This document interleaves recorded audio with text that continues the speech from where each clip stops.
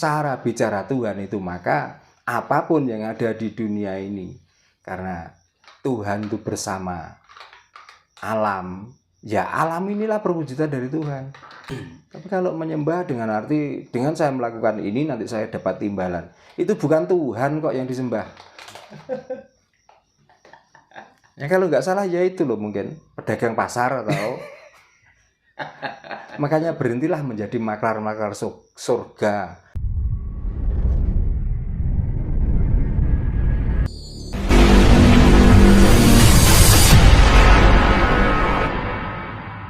Lah orang Jawa menyembah itu nggak pernah diajari oleh Tuhan. Bisanya bagaimana cara menyembah, ya sudah lakukan, yang penting cocok di hati. Wah ini caraku untuk menyembah Tuhan, ya sudah. Makanya Tuhan tuh nggak pernah datang atau menyuruh orang Jawa itu naik ke langit, nggak pernah ada cerita. Karena di sini mau disuruh naik ke langit, diperintah apa? Dia sudah melakukan. Nah kalau orang luar, karena kebodohannya cara menyembah, sampai Tuhan sendirilah yang ngasih berita itu dan menyuruh untuk melakukan sembah. Ya, itu pun belum tentu kebenarannya, Pak Dharma. Ya namanya jualan, Pak. Itu harus pandai-pandai cara marketingnya. Gitu. Terlepas itu benar atau salah, makanya banyak orang yang mungkin saat ini sudah janggal. Apa mungkin perintah 50 ditawar naik turun terus dikurangi. Tuhan kok bisa dilobi. Ya. Bisa 5 waktu. Memang Tuhan itu dikira pedagang pasar. Loh kok sudah dikasih 5 kok nggak ditawar lagi? Ya, 2 atau 1 kan enak. Biar enteng, Pak ya. Iya. Kok alasannya mengingat umatnya. Nah itu perintah Tuhan, kita diperintah hidup saja kita melakukan hidup kok. Apalagi kalau memang itu benar-benar perintah Tuhan. Ya apapun, sering saya sampaikan ya, bahwa kita hidup itu nggak pernah membayar sewa. Nah kalau disuruh sholat 50 kali saja, karena itu tanda sewa kita, kalau benar-benar Tuhan yang menyuruh. Ya apapun yang terjadi ya kita laksanakan. Betul. Kalau memang benar itu langsung dari perintah dari Tuhan. Kok kita nawar? Kalau dinalar apa kira-kira ya masuk akal. Lagian manusia kok iso ketemu Tuhan. Walaupun itu orang terpilih dan lain sebagainya. Di dalam pewayangan, begitu orang itu mau mendapatkan wahyu, itu topo tirakat dan itu terjadi dengan sendirinya. Digambarkan ada dewa yang datang menyampaikan itu dan lain sebagainya. Itu artinya bukan gambaran Tuhan loh. Ya. Dewa itu artinya juga otak manusia yang sangat jernih, sangat pandai memahami tentang alam itu, sehingga dengan memahami tentang alam itu ada pencerahan dengan sendirinya di otaknya. Sehingga yang tadinya kita itu nggak paham tentang tumbuhnya rumput, dengan tumbuhnya ilalang, dengan tumbuhnya kayu-kayu, dengan mendapatkan pencerahan dari alam itu semua, ternyata tumbuhnya rumput, tumbuhnya ilalang, tumbuhnya kayu itu nggak sia-sia bagi orang yang paham. Karena hanya orang-orang yang tidak paham saja menyalah-nyalahkan rumput kok tumbuh. Padahal apakah kita pernah membayangkan dikala bumi ini tanpa ada rumput, dengan terik matahari yang sangat panas, di samping buminya juga kering, apakah kita kira-kira ya mampu untuk jalan di muka bumi ini dengan panasnya terik matahari? Ya. Ini cara berpikir kita begitu. Ilalang. Ya, kenapa? Ilalang itu juga rerumputan tapi dibikin tinggi menjulang. Nah, satu, karena akar ilalang dengan sangat rekatnya dan banyaknya, dan akarnya bisa menjalar kemana-mana. Kalau di tempat-tempat yang banjir, seandainya tanpa ada akar-akar ilalang, apakah bumi kita itu nggak tergerus dengan banjir? Apakah nggak ngerusak ekosistem alam ini? Terus manfaat dari daun ilalang karena waktu itu belum ada perusahaan genteng.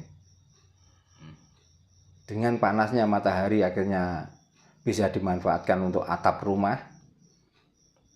Dikala kita sakit, akarnya bisa kita buat obat yang masih muda. Terus di saat untuk pagar rumah, karena waktu dulu juga belum ada pagar dari beton dan lain sebagainya, dengan dibakari ilalang yang sangat lebat, orang yang tanpa ada pagar ilalang itu kalau mau nyuri saenake dewi, tapi kalau ada ilalang kok kita itu memaksa masuk nerobos ilalang, di samping perihnya dari gesekan robot ilalang, gatel pasti akan kita rasakan. Nah, itulah yang dimaksud, ini ada sabda dari dewa, kamu harus melakukan itu. Sebenarnya dengan kecerdasan otak kita, dengan kewarasan kita sendiri, membaca alam itu, kita akan mendapatkan ilmu yang sebenarnya ilmu itu nggak pernah diajarkan oleh orang lain. Jadi cara bicara Tuhan itu, maka apapun yang ada di dunia ini, karena Tuhan itu bersama alam, ya alam inilah perwujudan dari Tuhan. Maka wajiblah kita itu menyembah, wajiblah kita itu menghargai. Karena menyembah artinya juga menghargai. Tapi kalau menyembah dengan arti, dengan saya melakukan ini nanti saya dapat timbalan, itu bukan Tuhan kok yang disembah. Ya kalau nggak salah ya itu loh, mungkin pedagang pasar atau makanya berhentilah menjadi maklar-maklar surga. Hei saudara-saudaraku, Ayo waras. ya, yang sekarang masih menjadi maklar-maklar surga, berpikirlah dengan jernih. Memang agama itu mengajarkan kebaikan. Kebaikan aja yang diajarkan. Nggak usah kita diajarkan tentang khayal-menghayal, tentang jikalau, andai kata. Berhentilah cara mengajarkan seperti itu. Didiklah bangsa Nusantara ini bangsa yang berbudi luhur, bangsa yang mempunyai sopan santun, mempunyai andap asor, bangsa yang tahu menempatkan dirinya. Jadi enggak menjadi bangsa yang sok kominter, sok tahu tempat tujuan akhir. Tujuan akhir saya juga tahu kok, tujuan akhir dari hidup ya mati, itu tujuan akhir.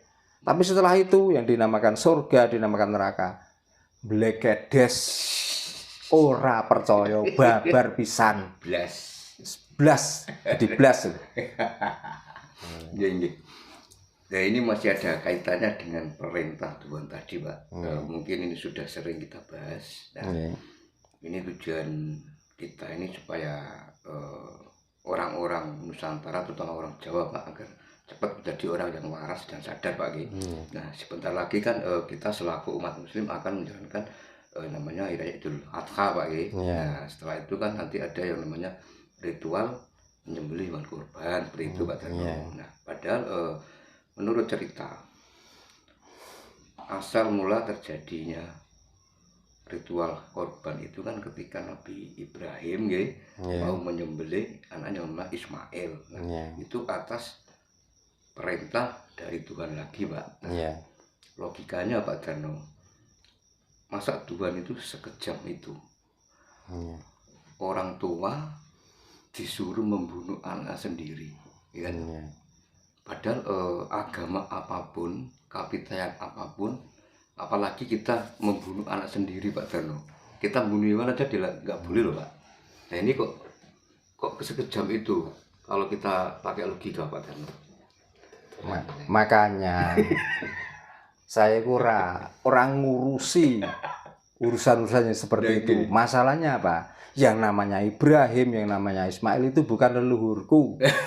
Leluhurku adalah Mbah Warsio, Mbah Sejo, Mbah Sejan. Dulu Mbah Sejo, Mbah Sejan, Mbah Warsio mengajarkan tentang apa? Ya itu aja yang tak turut. Cerita, karena ini masih keturunan yang ketiga dari saya. Mbah saya namanya Sejo. Dulu dengan perilakunya yang baik pada sesama, maka dia itu dengan ciptanya mau menjadi apa, mau kemana. Kalau melewati hutan yang sangat lebat, dia mencipta dirinya menjadi macan. Terjadilah macan. Ya. Kalau mau pergi dari sini mau ke kota, mempunyai ilmu namanya sayupi angin, maka waktu yang ditentukan akan tercapai. Tapi lakunya tetap sabar, narimo, dan sabar tawakal. Sabar narimo kalau sudah berusaha kok hasilnya ini ya sudah diterima. Sabar tawakal sebelum kita berhasil tidak akan berhenti untuk selalu berusaha.